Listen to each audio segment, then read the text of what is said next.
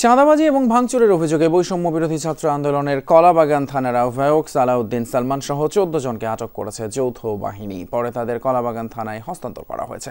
শুক্রবার দুপুরে ধানমন্ডির রাসেল স্কোয়ারে কাবিকো কনস্ট্রাকশন লিমিটেড নামের একটি প্রতিষ্ঠানে আওয়ামী লীগের অফিস সন্দেহে হামলা চালায় অভিযুক্তরা। এ সময় 3 লাখ টাকা, 4টি কম্পিউটার লুট সহ অফিসে ভাঙচুর চালানো হয়। এই ঘটনায় 14 জনকে আটক করে কলাবাগান থানায় হস্তান্তর করে যৌথ বাহিনী। আটককৃতদের কাছ থেকে নগদ 31,000 টাকা উদ্ধার করা হয়েছে। দ্রুত বিচার আইনে আটক 14 জন সহ অজ্ঞাতরা 5-6 জনকে আসামি করে মামলা করা হয়েছে। এখানে সমন্বয়ক নাই, কেউ সমন্বয়ক নাই। এটা যিনি আছেন উনি হলেন কলাবাগান থানা বৈষম্য বিরোধী ছাত্র আন্দোলনের আহ্বায়ক। এই ঘটনায় 14 জন আটক আছে। 14 জন সহ অজ্ঞাতনামা আরো 5-6 জনের বিরুদ্ধে মামলা রুজু করা হয়েছে।